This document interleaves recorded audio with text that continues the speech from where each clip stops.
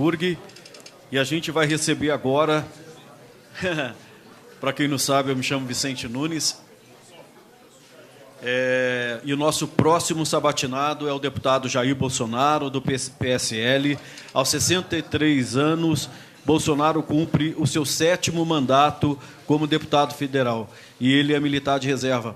A gente gostaria de convidar aqui ao palco o deputado Jair Bolsonaro, por favor.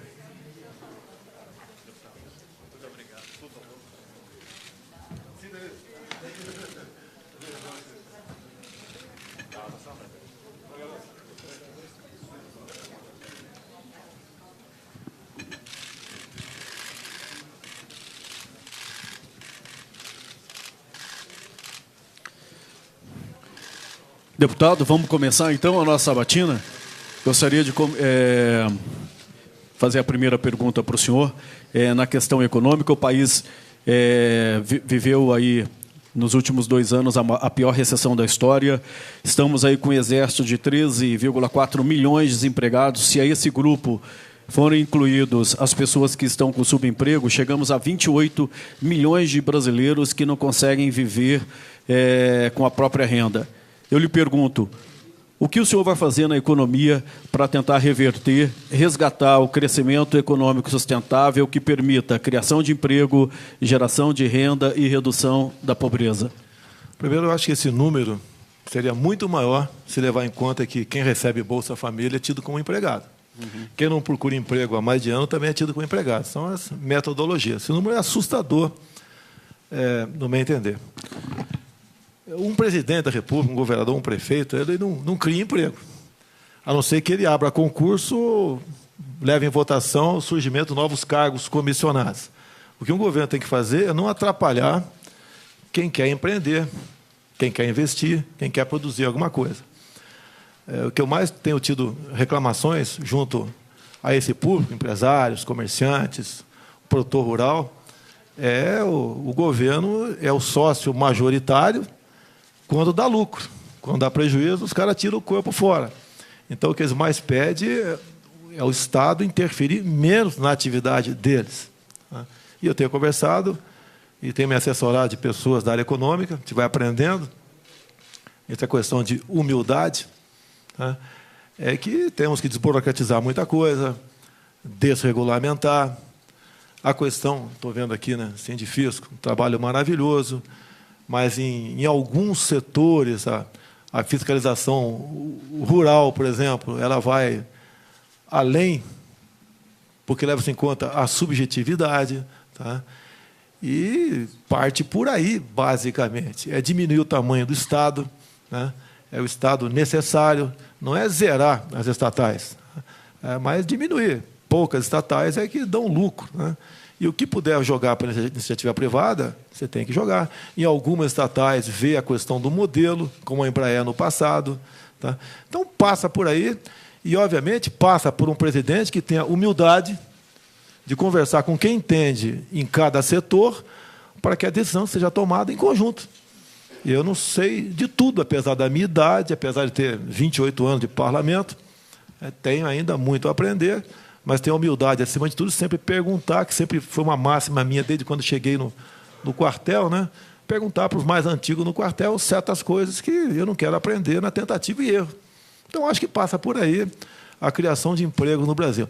Tenho dito, já botam na minha conta, a imprensa, grande parte, já bota na minha conta. Porque quando eu converso com o empresariado, eles falam o seguinte: o trabalhador vai ter que decidir um dia menos direitos e mais emprego, ou todos os direitos de emprego. Isso é o empregador que diz, não sou eu que estou dizendo isso aí. É se colocar no lugar dele. Inclusive, eu falo, em vez de nós termos aí um programa renovado, Meu Primeiro Emprego, por que não Minha Primeira Empresa? Para que cada um sinta o que é ser patrão nesse Brasil. É difícil ser patrão. E não podemos aqui, é fácil você jogar patrão contra empregado, porque empregado é a maioria, dá mais voto. Agora, o que está acontecendo na prática? É que o senhor disse agora há pouco aí. Milhões de desempregados e não vemos um horizonte realmente que possa ser promissor para nós. O senhor falou em reduzir o número de empresas.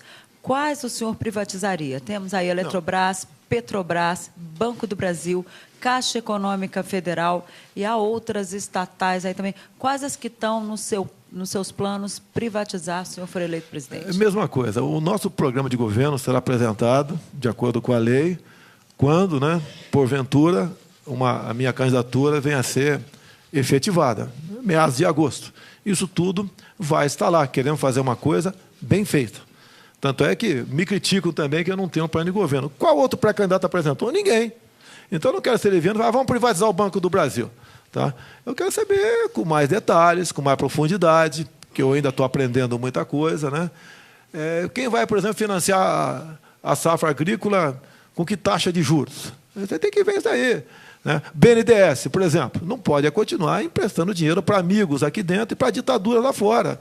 Então, essas questões a gente vai discutir no momento oportuno. Mas o senhor não tem assim nenhuma ideia de qual estatal que o senhor considera que deva ser privatizada? Tivemos essa questão dos caminhoneiros, alguns já falaram em privatização da Petrobras. Como é que o senhor vê, por exemplo, essa questão do... A Petrobras, você vê, tem pesquisa aí. Vamos acreditar em pesquisa. Está dividida a opinião pública sobre privatizar ou não a nossa Petrobras. Eu tenho a Petrobras como empresa estratégica. Mas o que aconteceu na questão do preço do combustível? Qual a função social de uma estatal? Botar alguém lá para simplesmente todo dia aumentar o preço?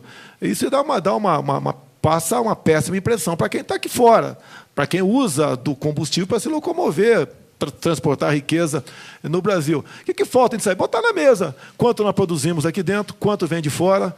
A questão do refinar, por que parte é refinado lá fora e não aqui dentro. Está sendo subutilizada a capacidade dessas empresas, dessas refinarias. O preço... Não se falou em governador nessa questão. É conjuntural essa questão do preço que está, no meu entender, alto do combustível, e ninguém quer na canetada, da tabela, ou na tablita, como se resolvia no passado, o congelamento, como os economistas resolveram no passado, a questão do cruzado, simplesmente é aquela solução messiânica aqui para ficar bem com os caminhoneiros, dizer que vai baixar a gasolina para ficar bem com o povo brasileiro, mas o ICMS é um absurdo, é um verdadeiro estupro o valor, o percentual do ICMS cobrado no Brasil. Agora, você pode responder para ele, mas os governadores estão no sufoco. Se o Estado quebrar, é sinal que o contribuinte já quebrou antes dele. Nós não podemos tentar salvar o Estado simplesmente botando na guilhotina aqui a cabeça dos brasileiros. Não é por aí. Okay? Então, essas medidas que vão ser tomadas, se eu chegar lá, a gente vai tomar as medidas tocantes aí. E digo mais, Denise, se eu fosse presidente, não teria havido a questão dos caminhoneiros, esse movimento deles, que há 2 anos eu os acompanhava pelo Brasil. Estive em Gramado, 2 vezes no Rio de Janeiro, 1 vez em Brasília, tratando desse assunto, os mais variados possíveis. Vai lá da indústria da multagem eletrônica, isso tem que acabar, está na mão de uma panelinha, não me pergunte quem que é, não, está na mão de uma panelinha decidir a questão das multagens. No Brasil tem grupos políticos que faturam horrores em cima disso aí, você pode ver. Você anda na hora do Rio de Janeiro a 70 ou 90 por hora, como é em Botafogo, 70 no Leblon. Por que na Rio Santos tem que ter 40 por hora? Aí você vai multar. Isso vai no preço do frete no final. Então, multagem, a questão do pedágio. Há quanto tempo eu vinha discutindo com eles também, não tenho poder para tal, A questão do eixo levantado. Está num contrato. Não existe contrato leonino, quando você vai alugar um imóvel, um negócio qualquer, também não me entender, isso é uma causa leonina. Se o caminhão está vazio, o eixo está levantado, não tem que cobrar. E alguns estados, se não me engano, São Paulo, cobravam isso aí. As condições da estrada. É difícil, Nós temos um modal aqui que não dá mais, você tem que tentar mudar. Agora, o governo não tem dinheiro para mudar. Vamos tentar iniciativa privada, parceria, até parceria fora do Brasil, se for o caso, investir no outro modal de transporte, que não seja o rodoviário. A questão de roubo de cargas, várias vezes debati com eles em audiências, essas questões também. O prejuízo aproximado anual de roubo de carga no Brasil é R$1,5 bilhão de reais. Quem paga a conta? É quem está nos assistindo aí. É você também, Denise, paga essa conta aí. A questão da violência, então, você tem que cuidar deste assunto, entre outros, é o governo, no passado, foi uma medida errada, onde ele abriu o BNDES para quem quisesse comprar caminhão, comprar. Houve uma inflação de caminhões, o preço do frete foi lá para baixo. Agora, vai tabelar o frete? Tabelar como? A gente sabe onde vai parar o tabelamento. Então, o mercado foi maltratado por quem estava no governo. E quem assumir vai ter que buscar maneira de desfazer tudo isso aí e construir algo melhor. Está um tema que o senhor fala com mais efetividade, que é a segurança. O senhor foi eleito presidente do Brasil. Está no primeiro dia como presidente do Brasil. Quais a principal medida para a segurança que o senhor vai tomar? Olha, nós votamos há pouco o SUSP, Sistema Único de Segurança Pública. Alguns acham que foi a desmilitarização. Não tem nada a ver. Resumindo, o SUSP é uma troca de informações entre os vários órgãos, né? Da Polícia Federal até o guarda municipal aqui embaixo. É difícil botar para funcionar isso, mas a gente vai ter que botar para funcionar isso daí. Você não pode prender um cara aqui no DF, uma policial detém um cara aqui no DF e libera, e uma semana depois ele falou que no Ceará ele respondia um processo ou estava com um mandato de prisão em aberto, né, atrás dele. É por aí.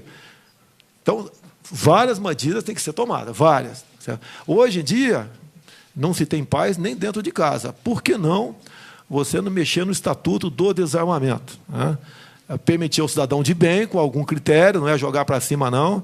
Né? A posse de arma de fogo também dá uma baita flexibilizada na questão do porte de arma de fogo. E outra questão, o pessoal fala sempre em investir na segurança. Né? Um governo federal não tem como interferir no salário do policial do Ceará, da Bahia, o nosso brigadiano lá do Rio Grande do Sul. Quem trata dessa questão salarial são os seus respectivos governadores. Agora, eu falo pelo policial militar do Rio de Janeiro, que eu tenho contato direto com eles. Eles têm muito mais medo do capa preta, de quem vai julgá-lo, tá? Do que de um marginal com a ponte 50 lá numa cota no Rio de Janeiro. Eles têm que ter uma retaguarda jurídica. Não pode, após uma operação, no dia seguinte, ele se vê aí, né, na iminência ou até indo para o banco dos réus, por uma operação de 2, 3, 4 da manhã, que o Estado botou ele lá. Então, essa retaguarda jurídica, eu chamo, né, excludente de ilicitude. Em operação, o policial civil, militar, federal, o nosso das Forças Armadas em GLO, responde, mas não tem punição. Você pode ver, fuzil, basicamente, é no Rio de Janeiro, está na mão da bandidagem. Mas já chegou no Ceará. Okay? Está chegando em São Paulo. Em São Paulo, por exemplo, o governador que saiu, não sei qual vai ser a atuação do primeiro Alckmin que saiu, tá? É determinação superior, o policial, raros são os que podem usar fuzil lá. São os oficiais, eu acho que praça não usa fuzil em São Paulo. E para enfrentar quem já começa a aparecer com fuzil. E tratar essa questão, né, com radicalismo, tem que ser. Não fale que eu apenas estou usando o radicalismo, porque o Centrão ontem falou que vai usar o radicalismo no tocante à ciência e tecnologia. Algumas coisas tem que ser radical. Nós só temos uma vida. Agora, você vê todo dia, né? Quando é filmado um chefe, pai de família, voltando do aniversário dele ou do filho, de 11 anos de idade, foi executado entrando em casa. E esse cara tinha cometido 2 furtos no mesmo dia. Com toda certeza, esses já passaram por audiência de custódia, apesar do Major Olímpio, apesar do Major deputado Donzo Lorenzoni, por furtos anteriores. Eu acho que a chance de alguém que praticar um furto ficar detido é 0.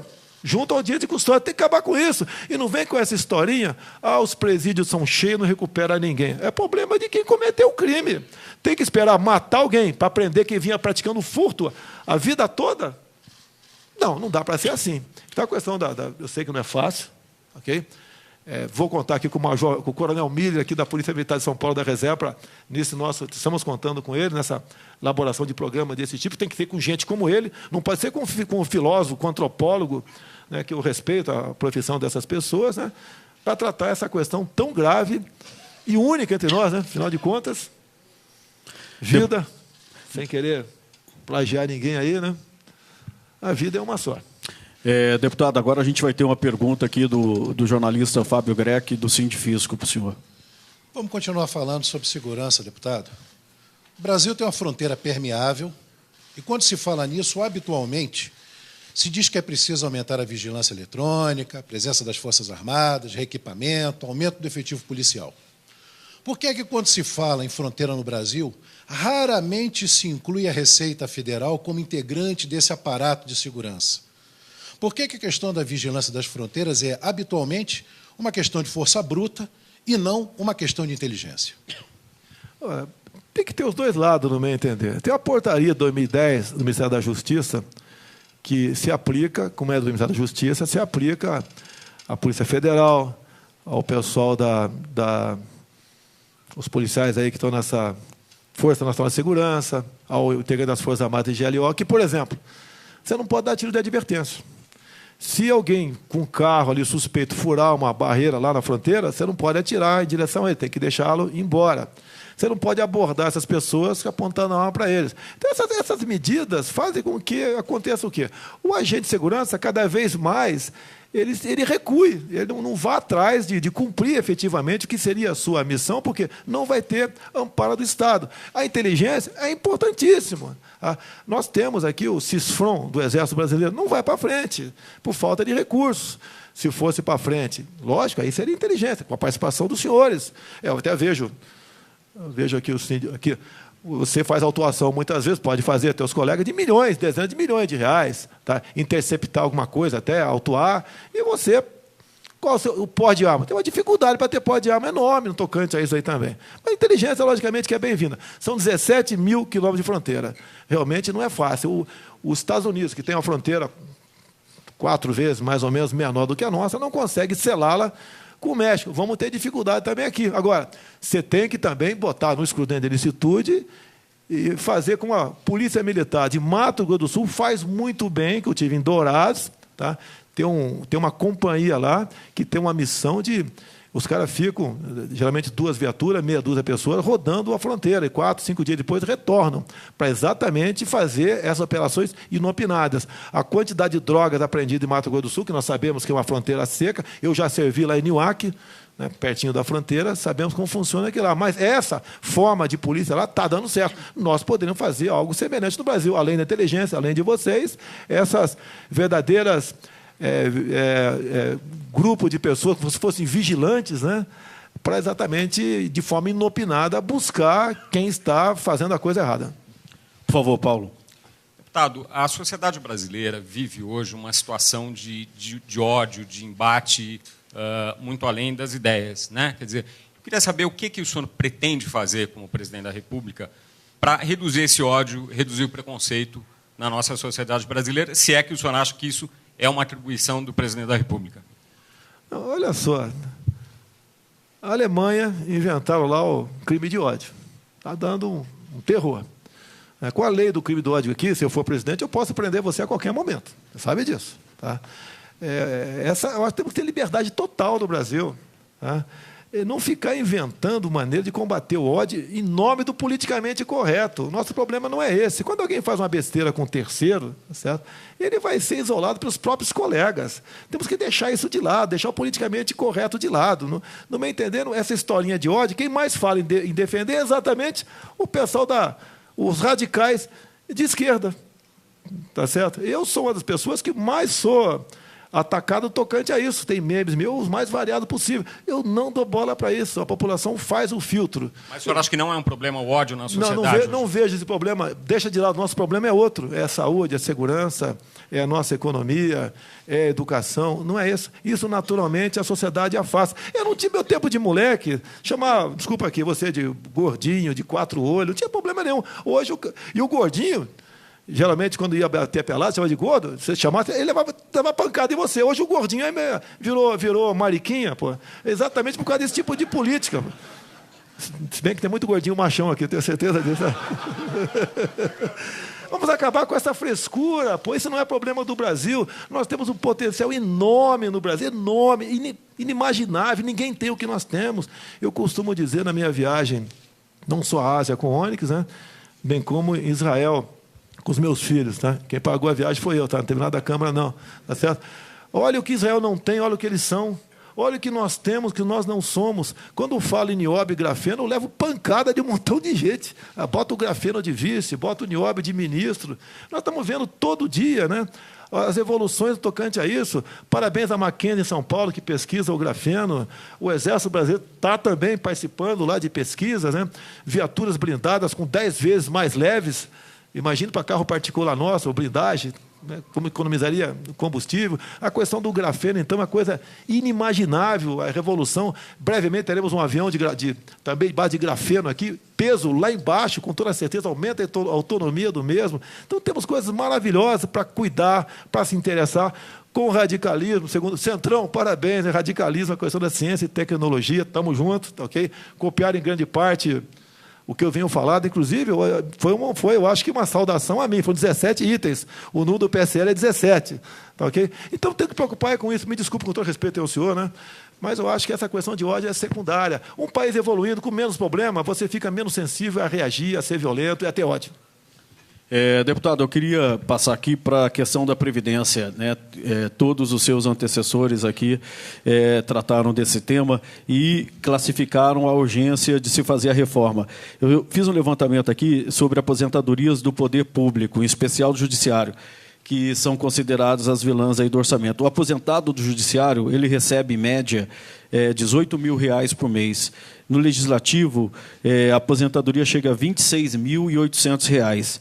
Em contrapartida, os cerca de 30 milhões de pessoas bancadas pelo INSS recebem um salário mínimo de R$950. É muita discrepância. Como resolver isso? O senhor vai fazer uma reforma da Previdência? Bem, vamos lá. O senhor vai atacar os privilégios? Vamos lá. Vamos por parte aí. Eu estava no Piauí quando foi anunciado no governo Temer aquela reforma da Previdência. E falei, não vai passar. Não é o que o Temer quer, o que o Meirelles quer, que era ministro na época, né? É o que pode passar nos filtros chamado Câmara e Senado. E minha mãe sempre dizia, né? Remendo novo em calça velha, não vai dar certo. E meu pai também dizia que a gente vivia numa região lá do Rio Ribeira de Iguape, a molecada pegava as canoas para ir buscar jabuticaba em algum lugar, se furar a canoa, rema para o barranco, depois tirar a água da canoa. Nós estamos querendo tirar a água da canoa com a canoa dentro d'água. Não vai dar certo. Como nós temos que primeiro conter, segurar, evitar que apareçam os marajás, que vêm do serviço público. Eu vou contar um exemplo claro do Rio de Janeiro, que se aplica acredito que em todos os estados, talvez todos os estados. Câmara Municipal do Rio de Janeiro. O senhor está concursado lá, ganha 10 mil por mês. O senhor vai trabalhar no gabinete de um vereador, ganha um cargo com comissão de 10 mil. 8 anos depois, o senhor passa para 20. Mais 8 anos, o senhor passa para 30. Vamos, no primeiro momento, acabar com as incorporações. O que o prefeito Eduardo Paes, nos últimos dias da Prefeitura do Rio, fez lá no Rio de Janeiro? Estendeu o direito às incorporações aos servidores do Executivo. Então, vamos, no primeiro momento, vamos acabar com as incorporações, você acaba com a fábrica de Marajá. Outras coisas você tem que fazer. A idade está aumentando, a nossa expectativa de vida está, sim. Na proposta do Meirelles, do Temer, estava lá os 65 anos, inclusive para policial militar, do Major Olímpio, que está aqui. A expectativa de vida do policial militar do Rio está em torno de 50 e poucos anos de idade. Está lá 3, 4 por semana que perde a vida, fora os que ficam com problemas de tiros, né, que, tendo em vista a vida que ele leva depois de reformado, diminui a expectativa de vida dele também. Até costumava dizer, né? O Major Olímpio disse para mim, o policial vai usar o fuzil como uma arma ou como uma bengala. Não é assim, vamos lá, não é assim, vamos com calma. Vai quebrar? Como está, vai quebrar. Mas dá para começar a resolver isso aí. E o grande problema é realmente o serviço público. Esse é o grande problema. O outro lado, você combate fraude, mexe em alguma coisa e vai devagar. Se quiser resolver tudo, vai ficar um discurso, vai haver um desgaste e não vai resolver. A esquerda, foi, em especial o PT, que mais torceu para essa proposta vir ser votada, porque eles saberiam que a proposta não seria aprovada e quem votasse favorável estaria marcado por ocasião das eleições futuras. Temos conversado com a equipe econômica também, a ideia é uma nova previdência surgindo, quem quiser ir para lá vai, tem uma regra definida, quem quiser continuar na outra. Mas, algumas mudanças, vamos com calma. Se o Temer agora, por exemplo, a questão do serviço público, não, vamos falar do homem, se aposenta com 60 de idade e 35 de contribuição. Se ele passar para 61 e 36, deixa quem assumir o ano que vem, passar para 62 e 37. Se isso for realmente algo que seja prudente para nós evitar que a Previdência quebre. Vai com calma, vai devagar que dá para chegar lá. Apenas fazer um discurso para agradar o mercado, o pessoal do mercado conversou muito comigo, apesar da minha inexperiência, me criticaram lá atrás, mas hoje, em grande parte, concorda comigo. Vai devagar e sempre que nós chegamos lá. Bom, deputado, vamos tratar aqui de um tema fundamental para a sociedade, que é a educação. O país já está muito atrasado nessa área e a gente percebe que hoje os dados indicam que a União é quem menos investe em educação. Os estados investem mais, 40%, os municípios, 41,8%, e a União apenas 18,2% em percentual do PIB. Qual é a sua visão sobre os papéis dos entes federados no financiamento da educação? O senhor acha que é preciso federalizar a educação básica? No caso, o senador Cristóvão Buarque tinha, inclusive, uma proposta nesse sentido que já está em discussão, foi aprovada no Senado. E como é que o senhor vê a universidade pública? As pessoas devem também, quem tem condições, tem que pagar uma taxa na universidade pública? Qual é o objetivo, no meu entender, da educação? É colaborar na economia lá na frente. Você vai ser jornalista, ele vai ser médico, ele vai ser um técnico em rádio e televisão, via curso médio. E nós não estamos fazendo isso. Não estamos fazendo isso aí. Hoje em dia, uma parte não desprezível, né, são analfabetos funcionais. Quando se fala em federalizar, é muito bom para agradar prefeito. Quem vai pagar o professor aqui vai ser a União. A União não tem dinheiro para pagar ninguém. Não adianta falar em percentual. Você vai aumentar o percentual, vai tirar da onde? Mais de 90% do nosso orçamento é uma despesa obrigatória. O que falta, no meu entender, na educação? A gente gostaria de trabalhar nisso, né? Primeiro, das verbas federais, aí sim, né? Tirar um pouco mais de cima e jogar mais embaixo. Nós temos que começar do zero. Nós temos quase... Não é não financiar a universidade. A universidade consome o maior quinhão dessa parcela, né, da União que é aplicada em educação. Aplicar mais na educação básica, né? Aplicar mais no ensino médio. Dar uma ênfase muito grande no ensino médio. Você pode ver, eu, como tenente do Exército, fiz o curso de geladeira e máquina de lavar roupa, lá em Madureira. Algum demérito nisso? Nenhum. Eu perdi a paciência, o cara estava cobrando muito caro, fazer o curso. Em 2 meses fiz o cursinho. E hoje em dia, se eu treinar 2 dias aí, eu sei que vou ganhar no mínimo 10 mil por mês consertando geladeira e máquina de lavar roupa, que não tem mistério. Vocês, com toda certeza, mais inteligentes do que eu que são, né? Em vez de 2 meses, em 15 dias aprende a consertar esse negócio. Aplicar nisso aí. O que nós queremos é que a pessoa, o ser humano, o homem, a mulher, vá ganhar seu salário na frente. Comece a esquecer o Estado, né? E o Estado tem que colaborar nessa área. E repito aqui, o objetivo do BNT da educação é ajudar na economia formando bons profissionais e não formando militantes. É o que, em grande parte, a nossa universidade forma no Brasil. Você pega as 200 melhores universidades do mundo, não tem nenhuma no Brasil. Quantas investem em pesquisa aqui? Eu conheço a Mackenzie, talvez mais algumas, com toda certeza, né? Investe nessa questão, mas a Mackenzie não é pública, é privada. E temos que estimular essas questões nessas áreas para você realmente poder ter um retorno lá na frente. Isso vai demorar quanto tempo? 15, 20, 30 anos, não sei. Nós temos que desintoxicar grande parte que vem acontecendo na educação no Brasil com essa história de formar militantes em universidades. Deputado, como é que, caso o senhor seja eleito, como é que vai ser o contato do senhor e a negociação do senhor com o Congresso? O senhor passou 28 anos no Congresso e aprovou projetos que a gente pode contar no dedo, talvez 4, aí no máximo, chegando a 4.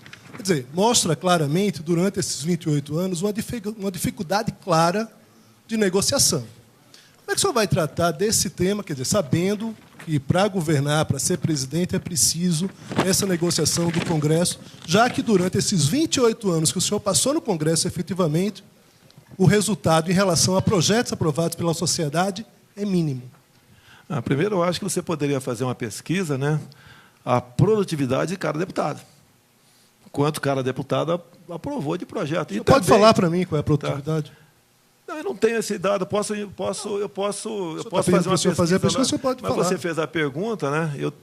Eu poderia, na próxima vez, eu te garanto que eu vou dizer a produtividade. Dividir por 513 o quantidade de projetos aprovados no corrente ano. Vai dar uma média abaixo, tenho certeza que vai dar muito abaixo de 1. Okay? E ver a qualidade. O último projeto meu, que eu aprovei, foi uma emenda ao projeto. Vale o projeto, é o voto impresso. Que o Supremo deve julgar hoje o fim dele. Está ser 14 horas. A sociedade está assistindo aí. Vamos ficar sem poder auditar as eleições. Será que tem fraude? Eu desconfio. Eu acho que muita gente desconfia. E quem não desconfia não tem como comprovar que não há. né? Então, a qualidade do projeto também. Agora, mais importante, eu prefiro meu time fazer 30 gols no Campeonato Brasileiro todo e ser campeão na frente, ganhando tudo por 1-0, do que fazer 30 e levar 80, ou ter que fazer 50 e levar 80. Então, muitos projetos nós impedimos que fosse aprovado lá.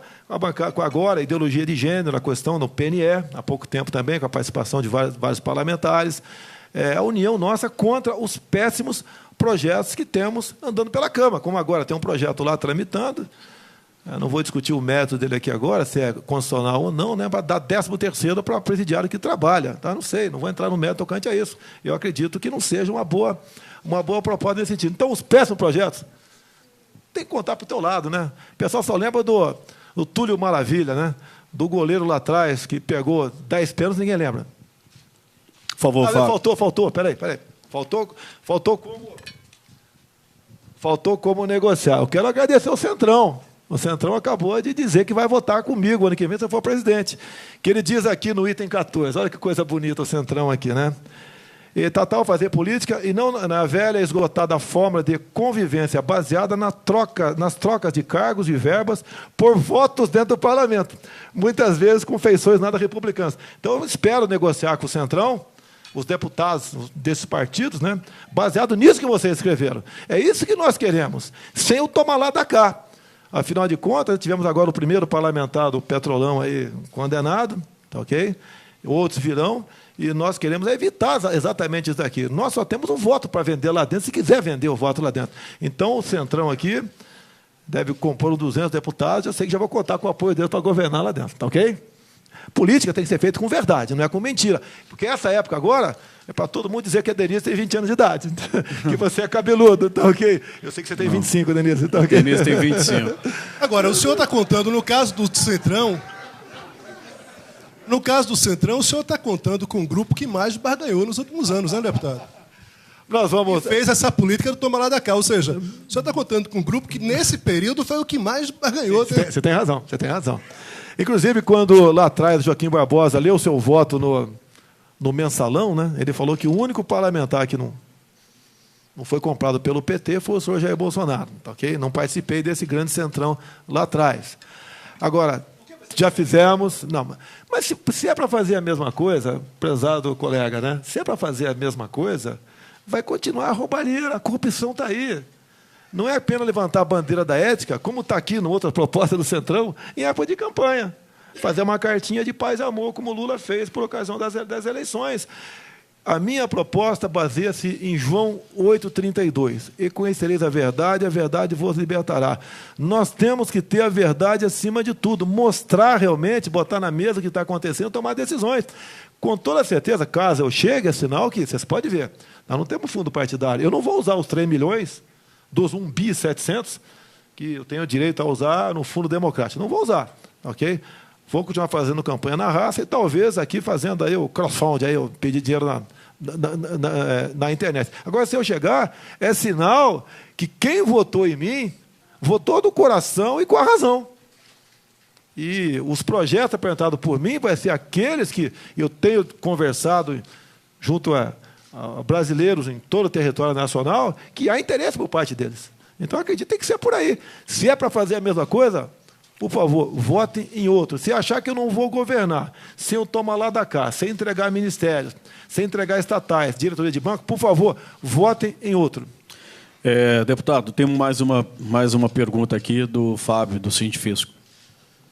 Deputado, qual é a sua opinião a respeito do refis? Se o senhor for contra, como é que o senhor lidaria com o Congresso, que certamente se revoltaria e, sobretudo, estaria nesses revoltosos, estaria essa turma do Centrão? Você já respondeu. Isso aí é uma situação que você vai ter. Você vai ter que negociar, porque o refis tem muita gente que tem seu deputado na mão, através do refis. Olha. É uma realidade. Você vai ter que buscar, se você puder me ajudar, já que você é do ramo, eu não sou, tá pelo Sindifisco, não? Não é do Sindifisco? Então, quem do Sindifisco puder colaborar numa proposta desse sentido, ficarei muito feliz e agradecido. Tem certas coisas que é quase um milagre acontecer. Aí é um problema que é difícil enfrentar. E quando você faz o refis, quem pagou fica revoltado. Eu podia estar no refis lá na frente, por que eu paguei? Você está desestimulando o bom pagador. É um problema que é uma cultura que nós temos no Brasil. Por favor, Não, Paulo. me desculpe, não sei como resolver agora, e se alguém tiver, eu agradeço a forma para resolver esse assunto aí. Por favor, Paulo. Deputado, o senhor falou do mercado, agora tem muita gente no mercado desconfiada dessa sua aproximação com o liberalismo econômico, que é uma coisa que não era, nunca foi patente na sua carreira política. Muita gente acha, inclusive, que o Paulo Guedes não vai durar muito tempo no seu governo. Como é que o senhor vê essa desconfiança? É natural a desconfiança. Tá? Eu sou militar. Tá? Não conto com a simpatia de setores da sociedade. Né? Quando se fala em ditadura militar, o pessoal lembra de mim. Olha a TV Globo aí, né? O tempo todo pegando relatórios, né? Nada confiáveis, garimpando documentos, que não sei de onde eles conseguiram aquilo, para exatamente, ao fazer a crítica ao regime militar, que houve corrupção. Que todo governo houve corrupção.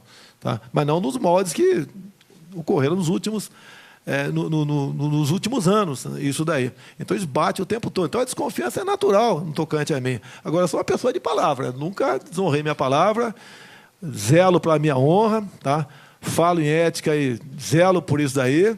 Então, tem esse lado positivo para comigo. A aproximação com o Paulo Guedes foi meio sem querer. Ele fez 2 matérias do Jornal o Globo, citou meu nome, eu procurei e começamos a conversar. E quando com o Pércio Arida agora me criticou muito, né? Ele votou contra a PEC do teto. Mentiu, o Pércio Arida mentiu. Eu votei favorável. Tá? Mentiu. Daí ele votou contra o Plano Real. Sim. A média, como tem servidor público aqui, com toda certeza, né? Aquele que a MP foi de 28 de fevereiro de 94, né? Criou o RV, se não me engano. Nós, das Forças Armadas, o servidor público do Executivo, nós tivemos expurgado a inflação de janeiro e fevereiro, em torno de 94%. O servidor público, como ele tinha adiantamento salarial, eles tiveram um delta X, que não foi um delta X, né? Foi um baita de um X, a mais para o novo salário a partir de 1º de janeiro. Nós não tivemos. Eu tentei negociar, acho que era o Recupero, se não me engano, tá? Tentei negociar com ele sozinho, tá? Botar os militares das Forças Armadas e o servidor do Executivo naquela questão. Recebi ou não? Votei contra. Eu era assim. O senhor mudou ideologicamente ao se aproximar do naquela liberalismo? época eu representava, falando politicamente, né, a classe que me elegeu no Rio de Janeiro, basicamente os militares das Forças Armadas. Eles levaram uma garfada no início do Plano Real, eu não poderia votar com o governo naquela questão. Até porque os mesmos economistas que fizeram planos no passado de tablita, de congelamento, era que estavam de novo, talvez ali, num novo balão de ensaio. Por que eu tenho que acreditar nele? O grande problema do Brasil é a questão de confiança. Mas né? foi bom o real, olhando hoje em perspectiva. Andou, mas na metade do governo FHC, né, nós tivemos uma taxa de juros acima de 50%, que nos trouxe essa dívida interna, que está chegando na casa de 4 trilhões de reais, que a gente quer saber como é que a gente consegue sair disso, pagar isso sem aumentar imposto. É um grande problema que nós temos. Bem-vindo o Plano Real, apesar dessa dívida enorme aí, vivemos momentos de paz no tocante aí, e nós das Forças Armadas continuamos com o salário lá embaixo, né, em relação aos demais servidores aqui da carreira típica de Estado. Deputado, por que o senhor acha que o senhor merece ser presidente da República? Não é porque eu sou bonito, não, para ter certeza disso. Tá, okay? Tenho absoluta certeza disso, mas por quê? E você está discriminando. Você está me discriminando. Não vira o jogo. Olha só, quando as eleições de 2014 se acabaram, eu comecei a pensar comigo, né? Eu estou sendo demais no parlamento. Muita alteração, brigas, tá certo? Algumas justas, outras nem tanto. E eu pensei, como é que eu posso ser presidente sem um partido grande que não vou ter, sem fundo partidário que não terei, sem apoio, a grande parte da mídia pauleira em cima de mim? E falei, eu vou ser. E para quê? Eu quero mostrar que nós, agora do PSL, né, podemos ser o ponto de inflexão na maneira de fazer política de acordo com ali a decisão do Centrão de ontem, sem eu tomar lá da cá, tá? Fazer uma política externa sem um viés ideológico, jogar pesado com o radicalismo na questão da segurança, para que nós possamos ter turismo no Brasil. Tá? Fazer com que nós possamos, nos nossos recursos naturais, agregar valores, para não continuar mandando um navio de minério de ferro, recebendo uma canoa de aço de volta, jogar pesado na questão de ciência e tecnologia. Quem é o ministro de Ciência e Tecnologia no Brasil? Não me respondo, tá certo? Mas devia ser um ministro com a maior visibilidade, aquele que vai realmente estimular os jovens do Brasil, a inovação, a pesquisa. Esse foi o objetivo da minha ida com o Onyx aqui, lá na Ásia, né?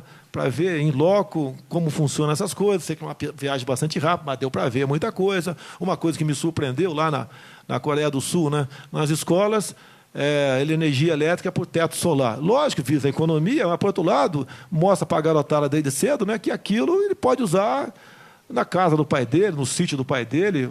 Tá? São as coisas que vêm da escola. Queremos resgatar os valores familiares. Para mim, a família tradicional é importantíssima. Nada contra, brincadeira que eu fiz contigo, na questão LGBT. Cada um vai ser feliz da maneira que bem entender. Tá certo? Agora, não podemos esse tipo de política para dentro da escola, como se você, por exemplo, tomar acesso ao Plano Nacional de Promoção e Cidadania LGBT, um pouco em torno de 160 itens ali, coisas absurdas que queriam colocar, alguns até colocaram, dentro da escola para a criancinha a partir de 6, 7 anos de idade. É um absurdo aquilo. Não leva a nada, leva apenas a estimular a criança a entrar na vida sexual mais cedo. A questão de ideologia. Nós fazemos comércio com o mundo todo, repetindo aqui que é muito importante, sem um viés ideológico. Quando estive em Israel, fui lá ver como é que eles plantam no deserto. Eles não têm nada. E são muito melhores do que nós. Nós temos tudo. E estamos aqui na situação por quê? Basicamente por causa da classe política que eu represento também. Que quando você aprova uma coisa, eu, o Onyx, o Major Olímpio, nós temos responsabilidade mesmo contra o nosso voto. E a nossa casa que aprovou aquilo rejeitou uma boa proposta. Então, através do exemplo, tentar mudar o Brasil. Basicamente é isso. Ok? Alguns podem falar que eu não sou um bom exemplo, mas passa os bons exemplos, né? Eu sempre dei com a minha vida. No dia a dia dentro da Câmara. Você pode ver, me critico questão de verba de gabinete. O ano passado, eu poderia gastar 400 mil, gastei 200 mil. Ninguém fez uma matéria me elogiando. Agora, quando aumentou minha verba de correio que eu gastei, passei, não sei, de X para X mais Y, desceram o cacete de mim. Deputado aumenta em X%, em Z%, o seu gasto com a verba de gabinete. Com o exemplo do meu entender.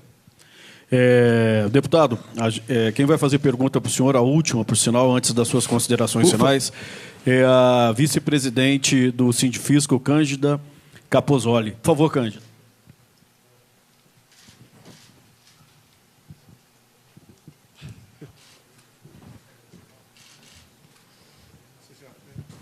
Bom dia ou boa tarde a todos, deputado. Primeiro, agradecer ao senhor pela participação aqui em nosso evento em conjunto com o Correio Brasiliense.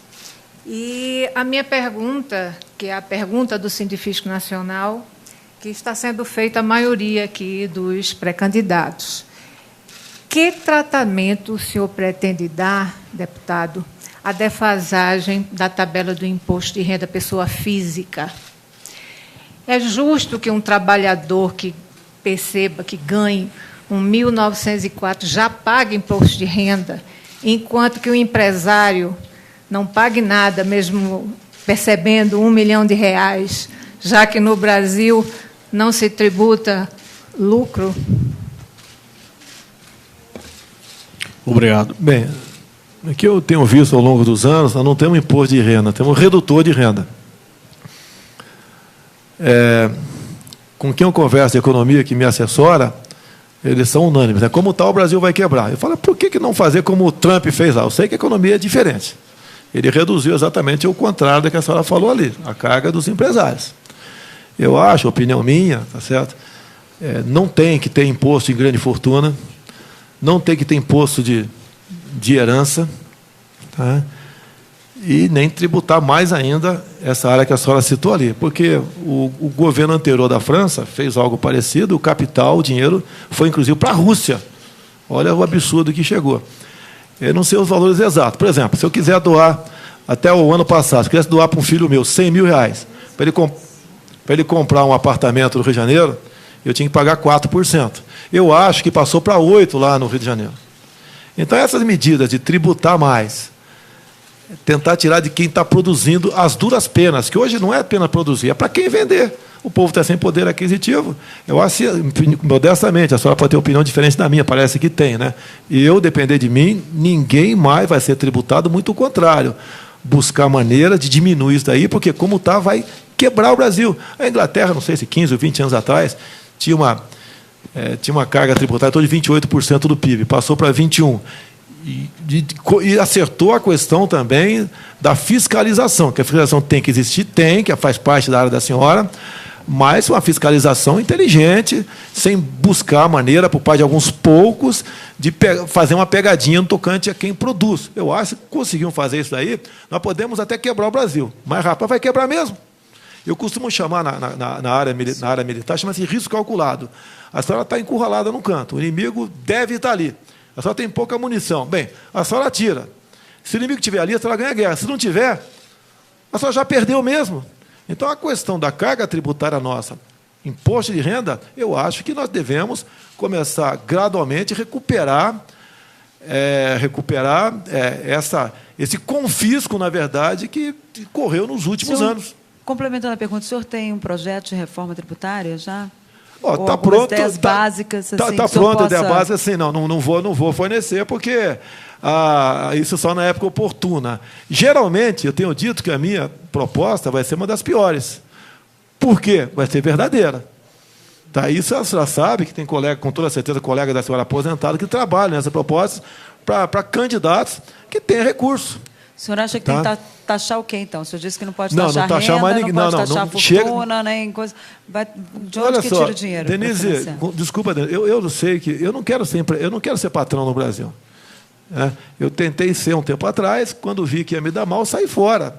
Tá? Como lá atrás, nos anos 70, eu plantei arroz lá em Mato Grosso do Sul, 30 hectares de arroz. Uma vez só, nunca mais. Eu sei da dificuldade disso daí. Eu sei que do terror que vive quem produz nesse país, preocupado com fiscalização, porque só pode, com todo respeito, dificilmente você não vai pegar algo errado numa empresa, dificilmente. Vai pegar o errado lá. Essa violenta carga tributária que o governo é o sócio majoritário, quando tem lucro, quando tem prejuízo, não tem nada a ver com isso, daí vai para o refis, tá? Muitas vezes. Tá? Então, a minha proposta, que eu falei para quem está me ajudando na economia, é exatamente não ter mais nenhum percentual no tocante a isso, né? Que, afinal de contas, foi apresentado há pouco tempo, ao Laffer, gostei muito dele, nós já ultrapassamos essa curva há muito tempo. Bom, deputado, o senhor tem 2 minutos aí para as suas considerações finais. Bem, muito obrigado pela oportunidade. Eu até aceitei, porque seria tratado dessa forma carinhosa e respeitosa, como foi por vocês.